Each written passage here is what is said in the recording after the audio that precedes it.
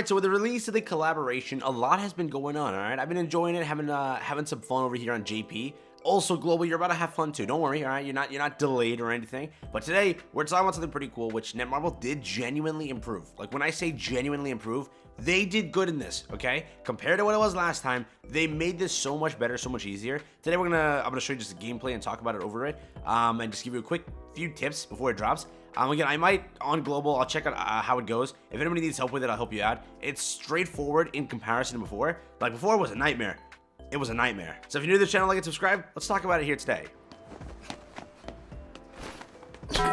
So first thing, you're looking at it, this is it, right? Labyrinth. They genuinely improved this so much, it's not even funny.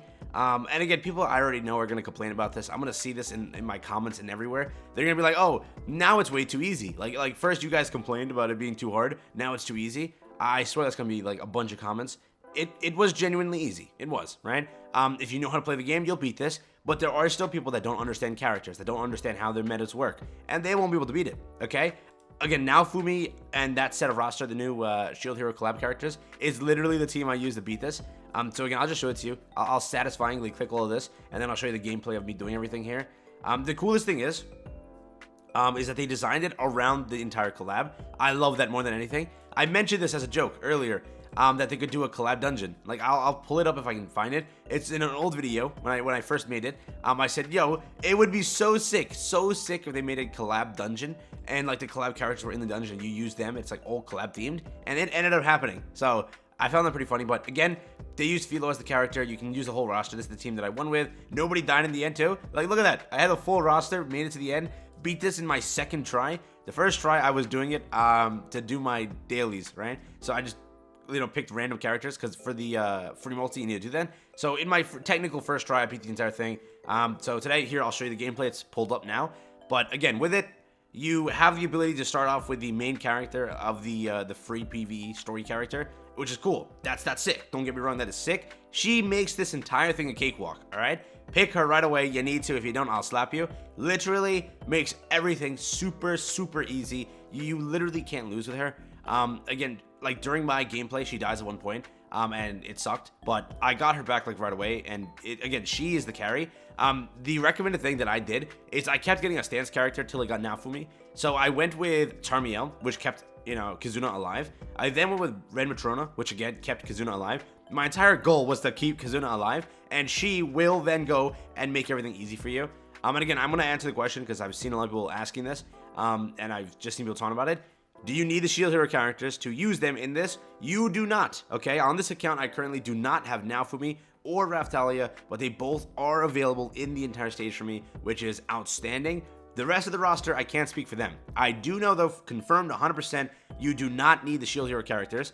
You can just have them in here as the Labyrinth character, and that's it. Obviously, you can't take them out anywhere else, but they are for rental or whatever you want to say in the dungeon, so you can use them, have a blast, go in, party with them, which is, again, a big change from what it was before. For example, Summer Merlin was needed to kind of beat it, and you didn't get her unless you bought her from like the second stage, which majority of people couldn't make it to anyways. They definitely improved it. Again, I can see the argument that it's a little too easy, but I don't know. I enjoyed it.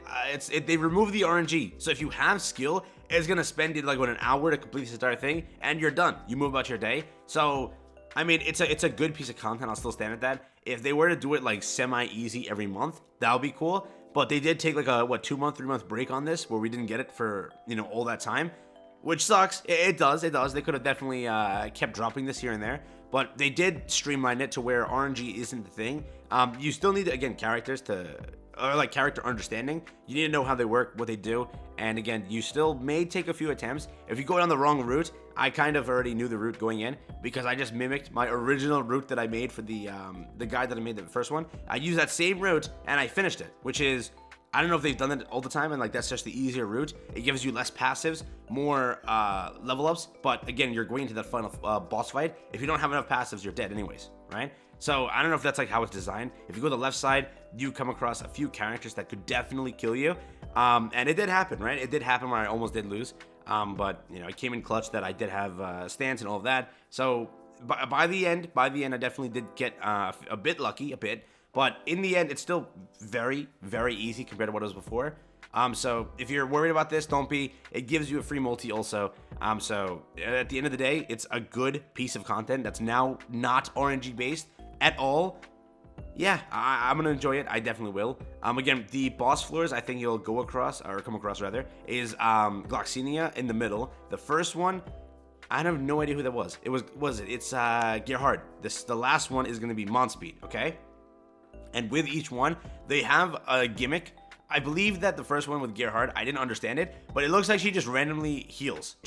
It's either you ult or you do a specific number of attacks and then she heals. I don't know what the gimmick is, but randomly I ulted on her and then she just healed all the way.